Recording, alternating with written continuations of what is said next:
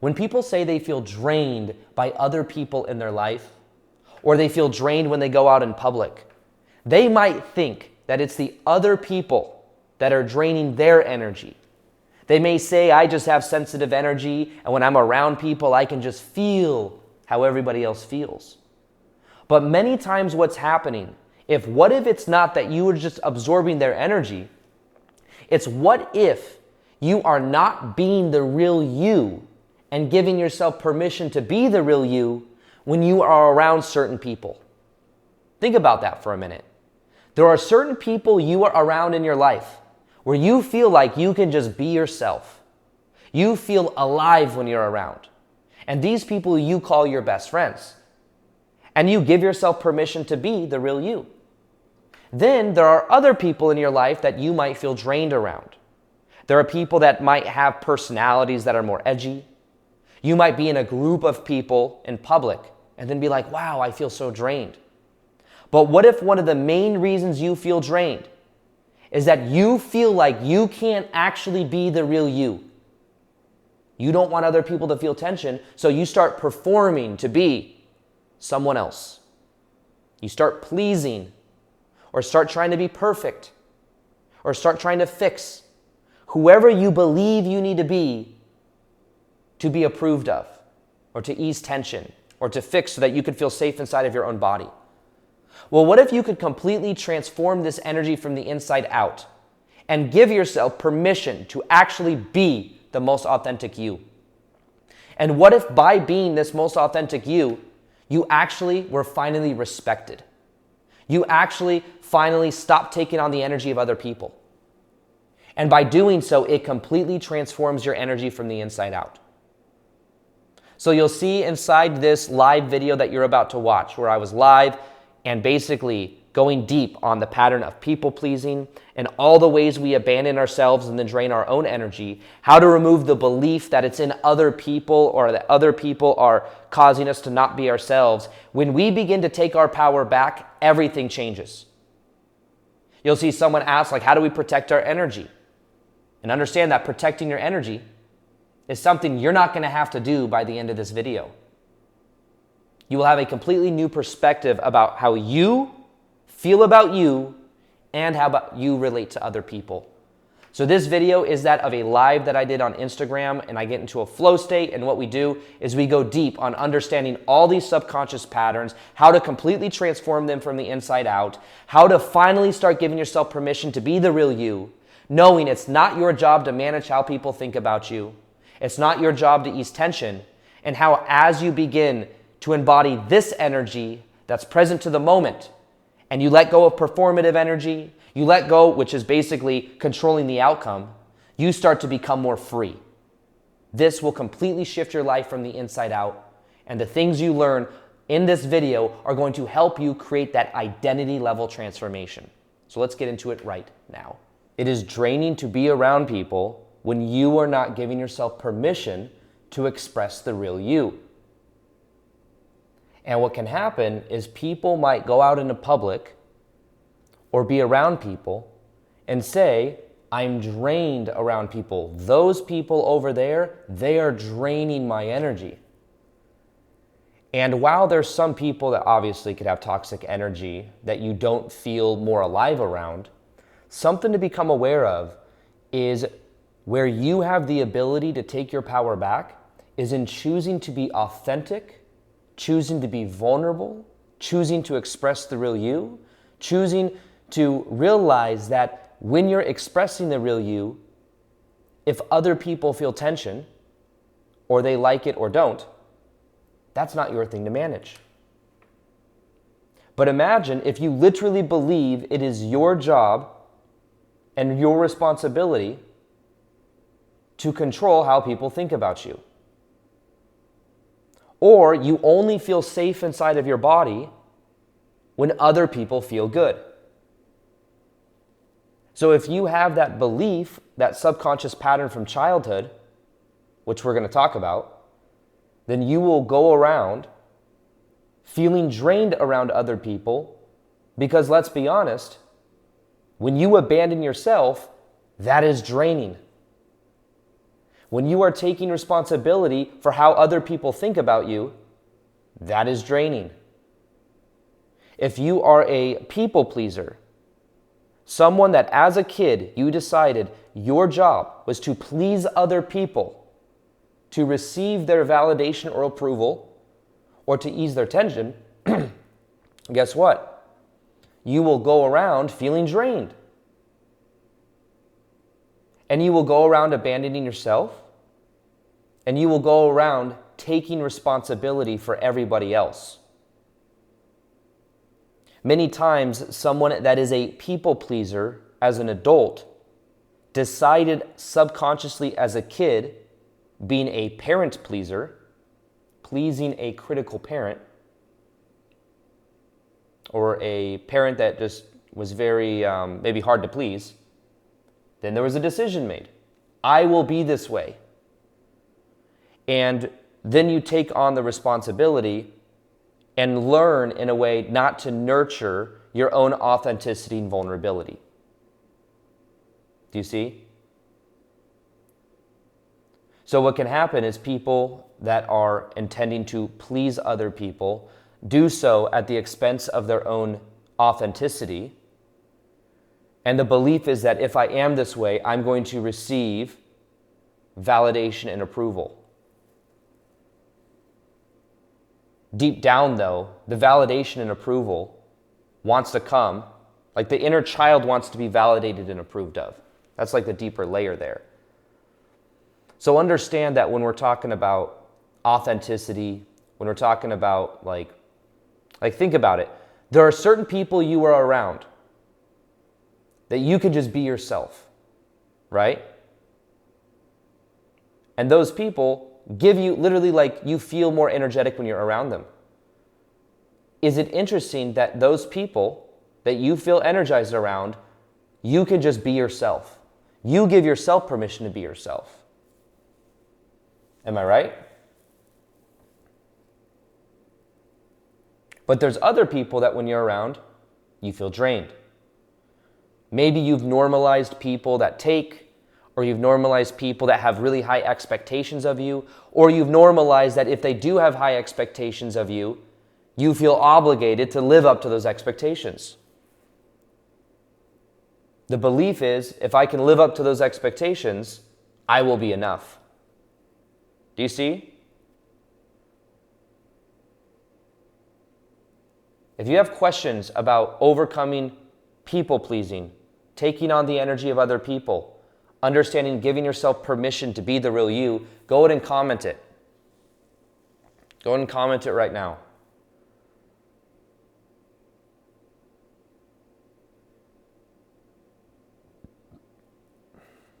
So, this is an interesting thing. I was coaching someone recently on this and really understanding that because what happens is people fall into traps when it comes to the beliefs that are developed that then attract more people like that. So a lot of what happens is people pleasers a lot of times I believe are caught up in kind of like the codependency triangle, where there is a perpetrator, a victim, and a rescuer.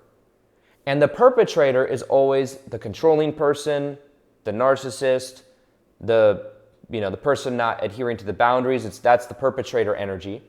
And what happens is if there's a high charge there, what happens is then you might not give yourself permission to be the real you because you're afraid of having to like assert yourself towards that energy. But then what that does is has you abandoning yourself.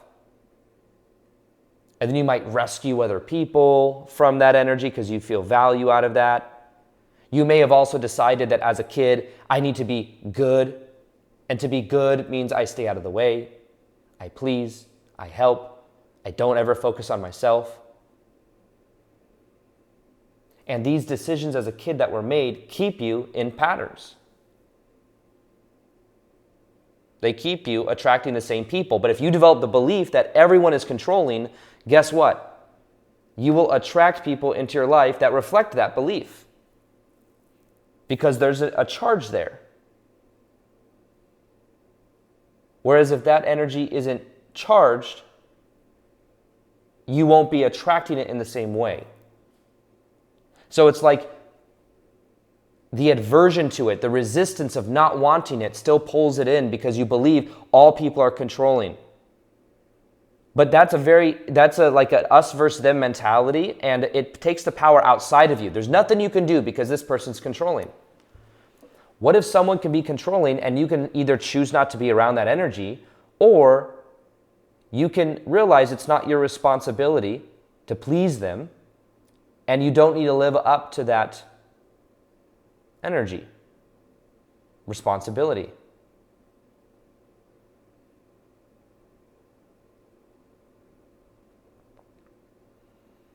How do you protect our energy from draining around girls? In 2026, it can be literally the most magnetic year of your life. You could completely transform from the inside out. Imagine being good either way with how things turn out in your life. Imagine feeling calm and regulated inside of your body. Imagine feeling safe inside of your own body, knowing that you don't need to control reality. Imagine being more in a flow state, more in your passion, and knowing of your true worth and value. This year, I'm doing something very special. If you're seeing this video, it's because it's my birthday week. It is also that of Black Friday week. So I'm doing something that includes every course I've ever created, every meditation I've ever made. If you want to check it out, go ahead and hit the link in the top of the description box below. Check it out and see that you can have everything I've ever created. Click that link in the comments and you will see it, and make 2026 your most magnetic year yet. How do you protect our energy from draining around girls? So in what way? So protecting your energy. I don't really buy into the whole like that it's necessary. Like, okay, so if reality, let's get a little bit deeper here. If reality is a reflection of what we believe to be true, and we live in an archetypal reality like Carl Jung talked about, where we're all connected, there's these archetypes in our collective consciousness. And if what happens, if we believe and what we do is we imagine in our energy a bubble around our body, and that bubble around our body will protect us. And we can go out into public and we can meet people and we imagine a bubble around our body that's protecting us. This is like a common energy Reiki thing that people will say. Some of you in the audience are probably that, and you're probably like, why is Aaron dogging on this right now? What I'm saying is, in reality, our beliefs create our reality and have a powerful effect of what we experience.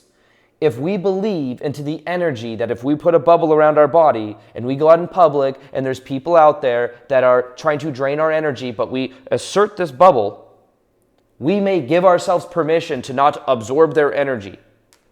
But is it the bubble that did it? Or is it your belief that now you're not absorbing their energy? You see? I'm not saying it's not true. I'm saying that it's only really true if you believe it to be true. The challenge is we all want to agree with what reality is. No, Aaron, don't you know there's a silver cord that when you sleep, like there's so astral projection silver cord, like this is more esoteric belief. But it's like, what if many people just believe that that's the symbol? It's literally a symbol, just like a bubble around your body is a symbol that may give yourself more permission to release absorbing other people's energies.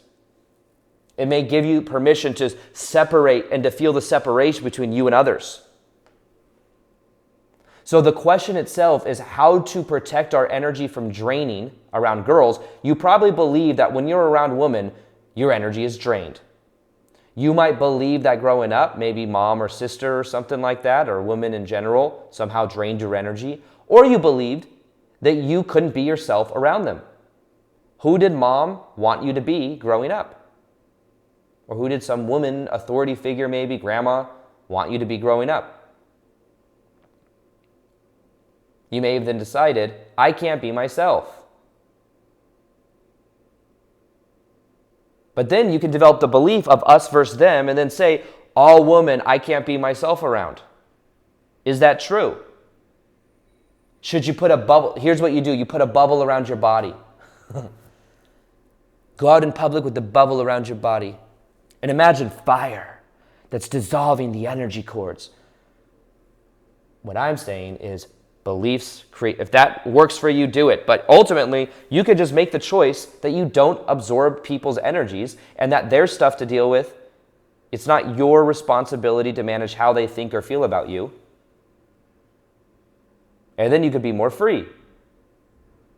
So you don't have to protect, like, why would you need to protect your energy around girls? Like, what are they going to do? Attack you? It's a belief. It's something, and remember, if you have an aversion to it, I'm on eggshells. You will create the experience of people around you that you feel are judging you, or you'll attract people that are highly critical and hard to please because they affirm your belief.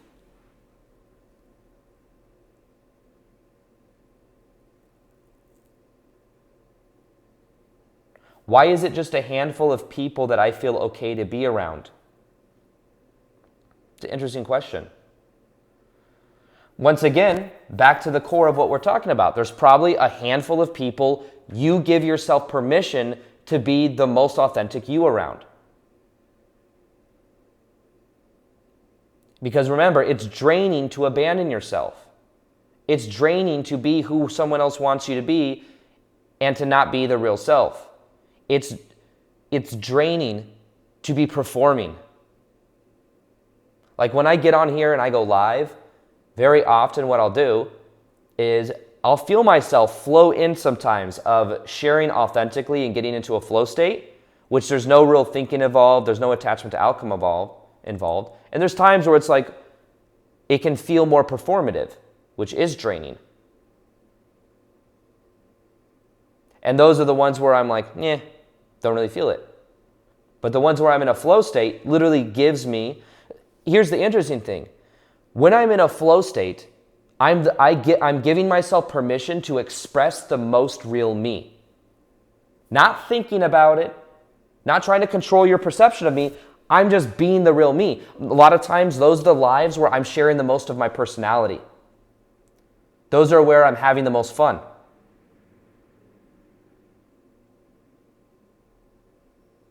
So, interestingly enough, this is why when I talk about like having magnetic energy, it gives you energy when you go out on a date, for example, and you're having fun. You're being the real you. You're showing the real you, whether they resonate with it or not. When you go to work, if your focus is on making money and having certain outcomes versus having fun and connecting with people, you get a different response.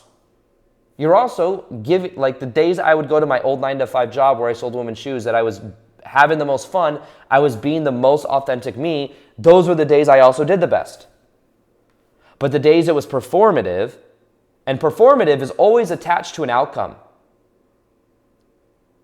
you see that? It's attached to the outcome.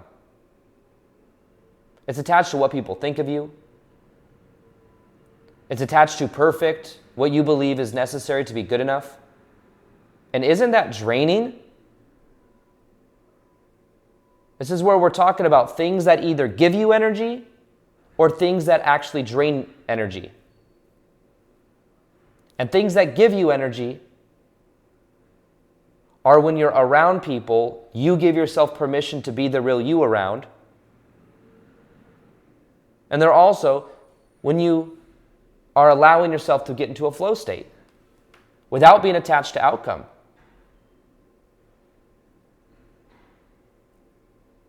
You could say that the attachment to outcome is what creates the pressure, the performative energy, and then you're not, think about that. Perfectionists, like I was talking to a buddy of mine the other day about this.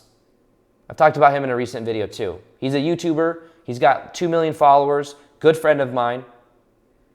Him and I were talking about YouTube, and what he told me is he said something interesting. He said, I'm getting drained of making these YouTube videos, and some of the YouTube videos you make once you have a lot of followers is you try to always compare to your old videos, and then there's an intention, like these videos have to get views, these videos have pressure. And what he told me is he said, it feels like sometimes I have two personalities. I have the real me, And then I have this me that like is worried about what people think and is a perfectionist. And I thought it was so interesting because this friend of mine, he is so hilarious. He is so funny. In person, around a group of friends, he's got the funniest stories, the funniest, I'm like, I wish I was that funny. And what's so interesting to me is that when he pushes play on the camera, something happens. He's like, what does this look like? He'll redo something like 20 times. I'm like, bro, you are so witty and funny. And yet, there is this like other side of you that like locks up and is worried about what people think. You know what's funny? He told me once that one of his top viewed videos has like millions and millions of views, like 4 million views plus. He's like, bro, that video I made, he doesn't drink. He hasn't drank in, he's been sober for years. But back in the day, he's got this video that's got like 4 million views. He's like, I was blasted drunk during that video. I was like, what? He's like, yeah, bro, I was so drunk. And I thought it was interesting because when you drink, yes, you're feeling more dopamine, but what happens sometimes when people drink? They enjoy it because also they give themselves permission to be their real selves. Now, it's not that they're their real selves, but they give that filter goes away at least of performativeness or caring what people think. Do you guys see that? So what's interesting is my friend though, I was helping him and like kind of coach, like working with him and trying to like reflect some things back to him. Because I'm like, bro, if you just like made more videos and focus, I mean, here's the tricky thing. You can't focus on just being yourself because focusing on needing to be yourself creates an attachment to outcome. Isn't that interesting? Isn't it like the most annoying thing ever when people say, bro, just be yourself? And you're like, what do you mean? How do I got to perform now and be myself? No, just be yourself. And really, just about letting go of attachment to what people think. Let people see you as cool or not cool. You have to almost be cool with whether they see you as the real you or not. It's like a paradox. But with my friend, if you think about that performative energy, the perfectionism that comes out, where he has to redo and edit something like 20 times. I'm like, he used to look at what I do on YouTube and he'd be like, bro, I wish I could create videos like you. And I'm like, what are you talking about? His videos are so cool. His videos are edited, super high quality, lots of text, lots of like cool angles and lighting, stuff I don't even understand. I'm very raw when I film. Like when I film, like I am just here right now. I'm also recording on for YouTube. Some people don't like on YouTube when I post a video like this. Some people don't care because it's just like content. Some people are like, you're not looking into the camera lens. I'm like, what? That's how I'm choosing to make content. Now the way that I make content is I get into a flow. What brings out a flow state in me is when there's other people on the other side. So I either do that live in person, or if you want videos to come out in between my live events, this is how I do it. But I enjoy this. I enjoy being here with all of you. So this is it's like raw, you know? The editing normally is much more raw. I've been testing different editing styles on YouTube recently, but the rawness is I think, where it's easy for me. It's when things are easy and I'm having fun. For some reason, when I'm on Instagram Live, going live, it's just easy and fun for me. I wish that when I went on YouTube, being on online with a high-tech camera and looking into the crazy chat on YouTube, it's just different. I don't know why this feels more authentic for me, but it does.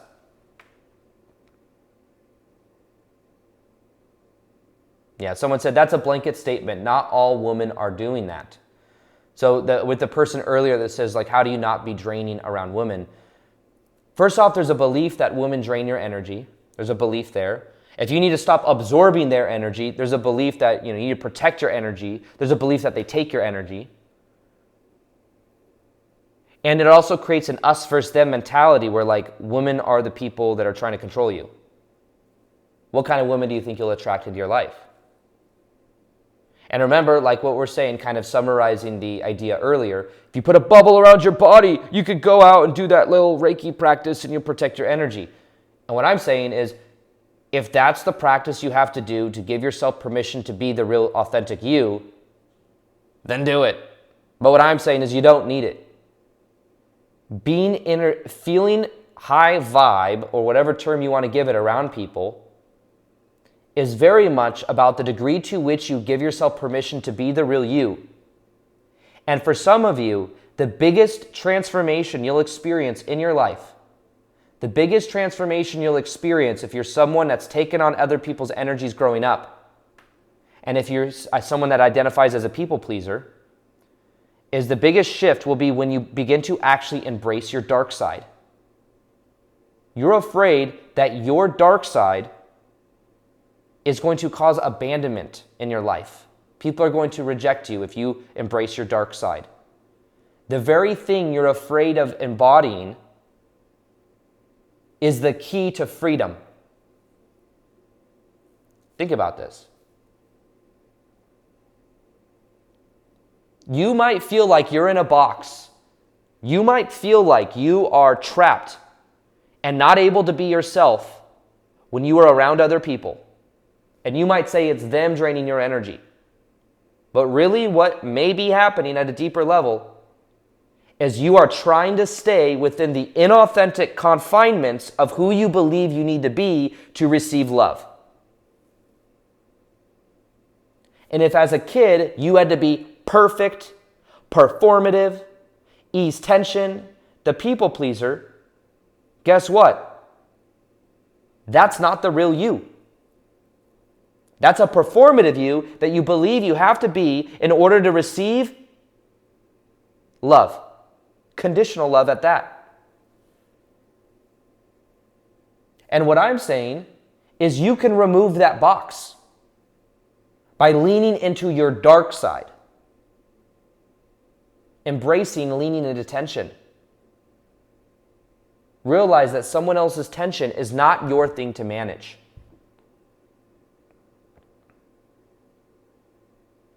Someone else's tension is not your thing to manage. As a kid, you probably thought it was.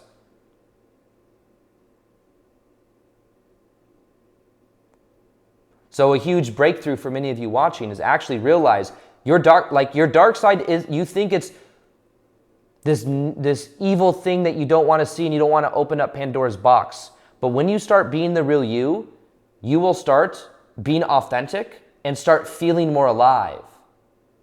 The only reason you avoid the dark side is because you're afraid that if you embrace the dark side, you're going to be judged or people are going to leave you. Many times, people will finally start to respect you because you start expressing the real you. When I say dark side, you might be like, what do you mean by dark side? What do you guys think I mean by dark side?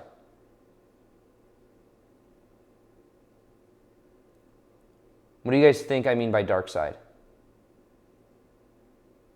I mean, you might think that just being more bold is setting a boundary. You might think, in your mind, you might be like, if I set a boundary with someone, that's evil, that's dark side. No.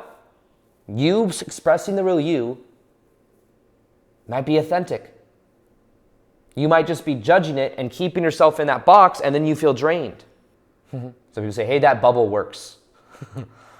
If you believe it works, it works. Can you imagine someone that doesn't believe in the bubble and you give it to them, and do you think it'll work for them? Probably not. But if somebody tells them that they believe is an authority and then they start to believe it, or their alignments because they believe in the esoteric sides of the universe, it might work for them. Yeah, by dark side. So dark side, your shadow side. Yeah, someone says preacher's kid. If you're a preacher's kid or a pastor kid or something, growing up, I was a firefighter's kid. My dad's a firefighter. So you know what a lot of times happened when I was growing up? Tuck in your shirt and comb your hair to the side.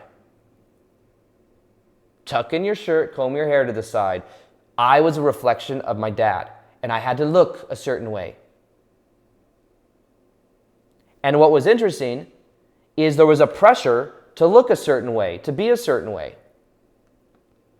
And I always rebelled against that.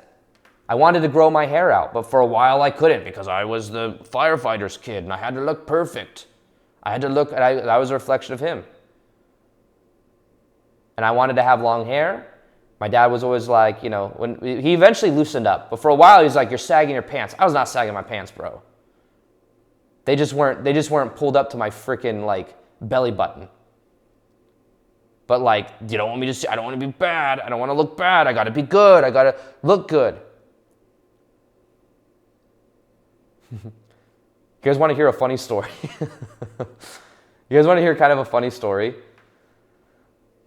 Here's kind of a funny story. So my dad's a fire investigator, right? He goes in after the fires and he like determines, he's a very analytical person that goes in after the fires and determines how they started. So he's like an expert in like how fires start. And when I was like 13, 14, my dad would run these things called fire setters class, where these kids, basically young kids that started fires, would legally have to go to this fire setters class, which was pretty intense. And it was a way to put fear into kids to never playing with fire again, basically. And me being the firefighter's kid, I got in trouble once because one of the workers at the house that was being remodeled saw in the window a reflection of me, because when you're a kid, you know what was cool when you're a kid? Getting WD-40 and a little bit of a lighter and just going like that for a second. Wasn't that was like, yeah, when you're a kid, just going like that. So when I was like 14, 15 years old, guess what I did? I don't know, maybe I was 15. I went like that. One time, did not catch anything on fire. I just did it once. That's it. I was a good kid. But I did that, and then somebody told on me. I'm going to ask my brother. I think my brother may have said something. My brother and I were kind of like encouraged to rat each other out because we'd get rewarded for that as a kid until my brother and I had like freedom. But basically, I'm going to ask my brother. I'm pretty sure he freaking told on me. I don't know if he'd admit to it. But one of the workers there said, just so you know, your son, for 2 seconds, didn't light anything on fire, but he did that, okay? Basically, my dad found out about that, and then I was forced to go from my dad to this fire setters class, okay? So I go to this fire setters class, and I'm with all of these kids that all legally had to be there. I did not legally have to be there. I was just the firefighter kid, And basically what happened is everyone goes in a circle. So first they make you watch this movie of this guy that like played with fire, and he's just like melted face, like it'll scare you to not want to ever touch fire again. Just that was like shock, right?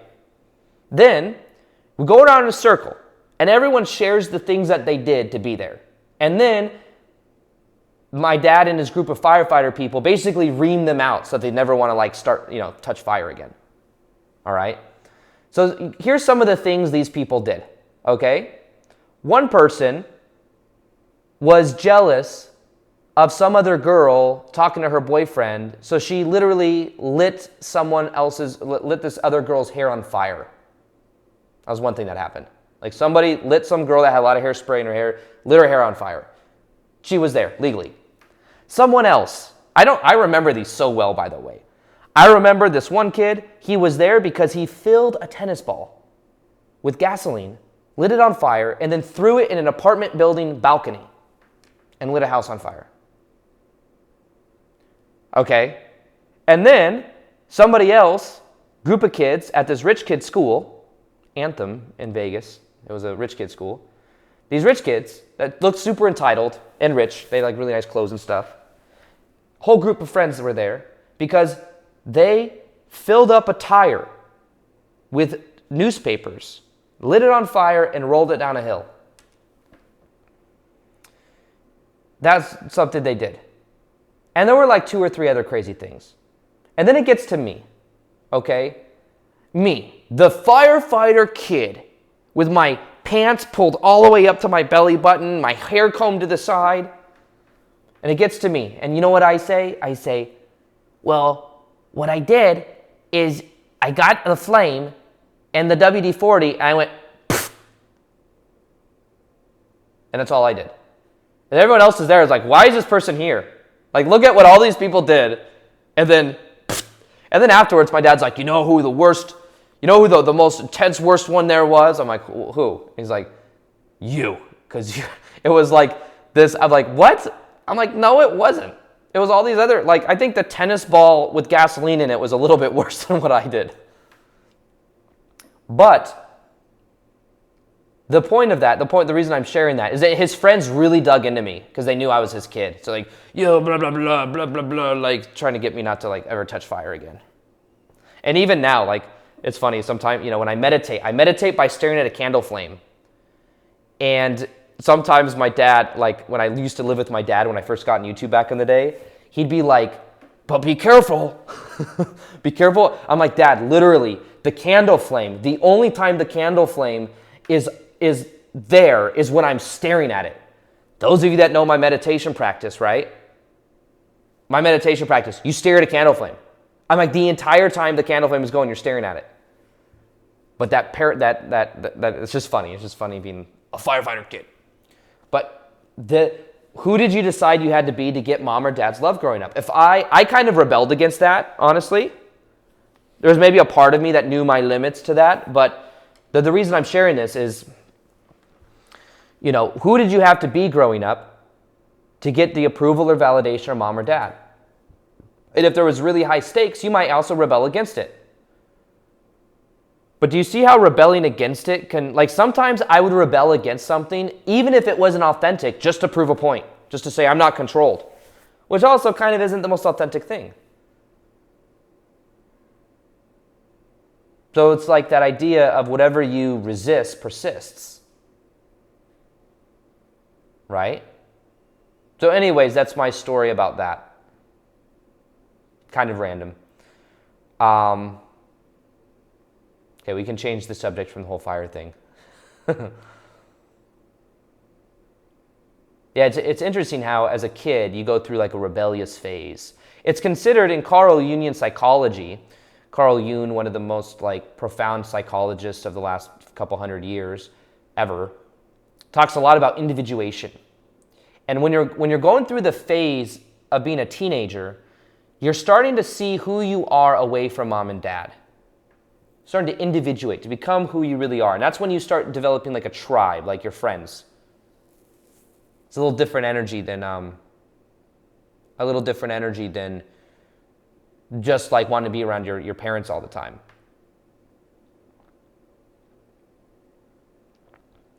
And part of that's you separating, like kind of standing in your power.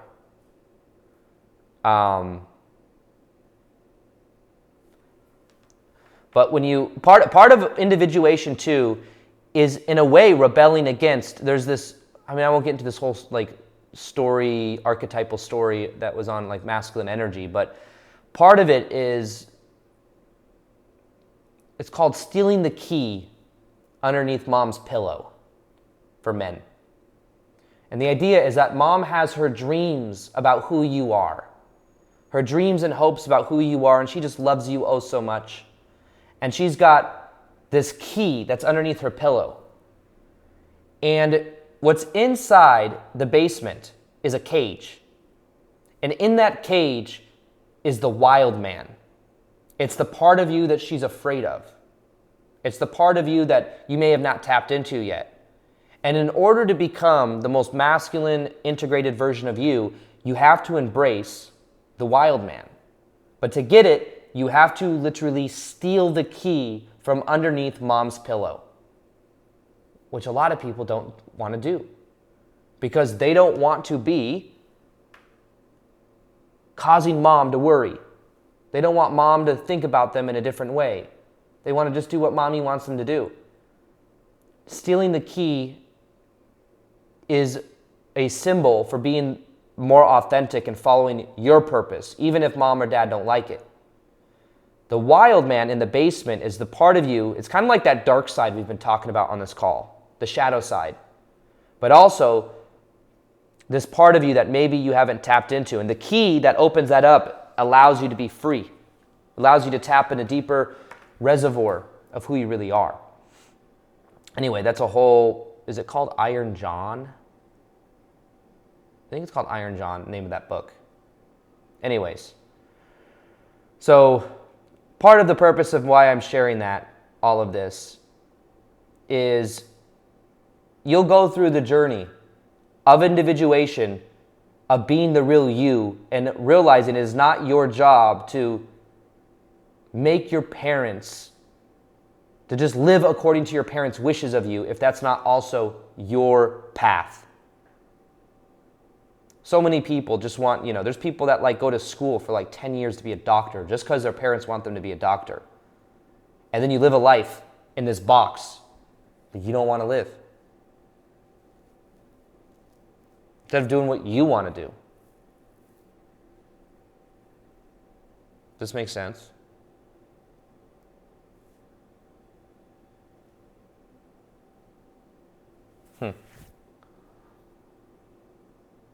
Anyways. Let's see.